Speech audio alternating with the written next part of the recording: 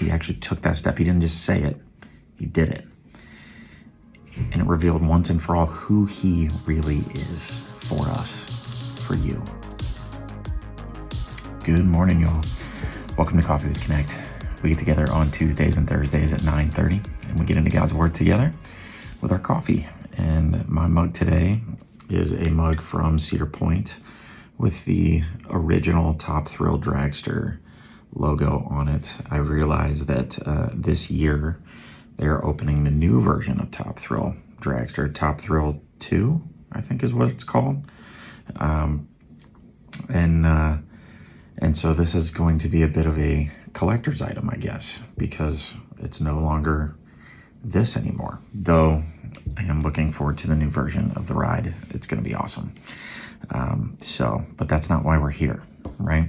We're here to pray and read and think, write and do while we drink our coffee and get into God's Word together, start our day off the way we should with Jesus. The most important thing we can do every day is spend time with Jesus. Because if we do that and we make that our priority, everything else trickles down from there, right? So our 5-step process of spending time with Jesus obviously has to involve prayer and reading his word. So those are the first two: pray, read. We think about what we read.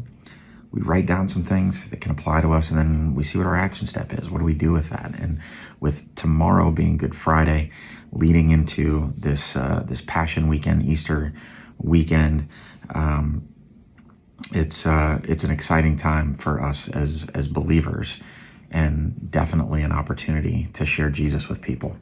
And so we're going to be looking in Isaiah 53, a familiar passage that is has to do with the crucifixion and what it really means for us, with this kind of prophecy written about the Messiah and how this applies to us. So if you haven't prayed, please push pause, pray, ask the Lord to show you something through the scriptures today. And now let's read Isaiah 53 verses 4 and 5. I'm in the NIV. It says, "Surely he took up our pain and bore our suffering, yet we considered him punished by God, stricken by him and afflicted. But he was pierced for our transgressions. He was crushed for our iniquities. The punishment that brought us peace was on him, and by his wounds we are healed." So yeah, with tomorrow being Good Friday, we have a 7 p.m. service here at Connect Church. If you don't have a church home or a place to go and you want to join us, we'd love to have you. It's going to be live streamed as well.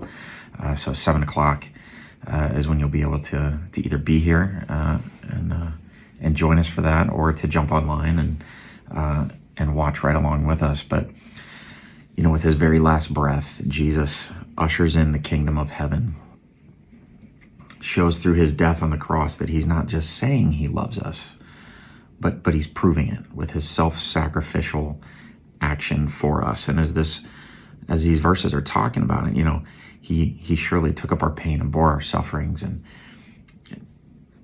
you know, I think about how many people that we know, probably including ourselves here, who carry around pain and grief and sorrow that Jesus is carrying for us. He took them from us. But to really do any good for us, we have to release it. We have to let him carry it.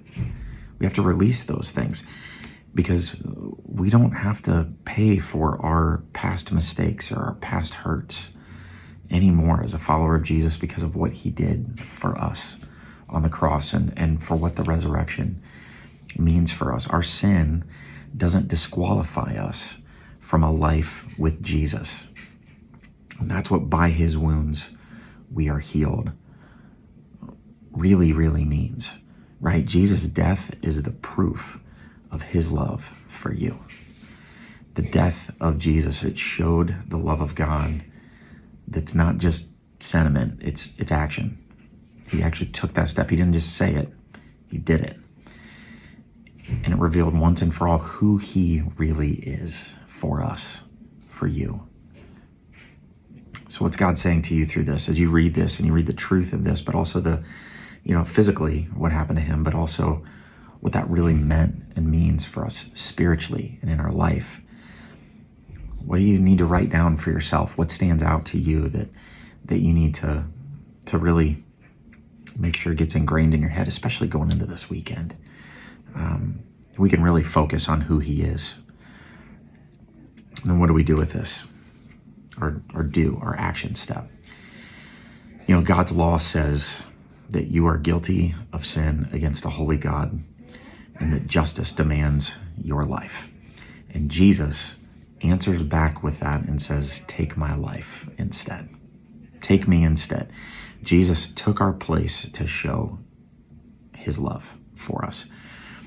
And so when the enemy tries to tell you that you are disqualified, when you're hearing from the enemy, from yourself, those lies, use this truth to keep you from cycling back. Use this truth because by his wounds we are healed. So accept that healing. Take the pressure off. Let Jesus take up your pain and your suffering and your sorrow. Your shoulders are not big enough to carry it.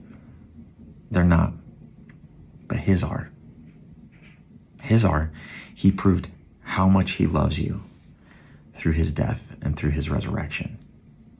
So let him carry it. So thanks for joining me. And I hope that you'll like the video, subscribe to the channel, share this with someone that needs it. I hope you have an amazing Easter resurrection weekend and that you'll join me again here next time so we can have our coffee and connect to Christ, community, purpose, and God's word together.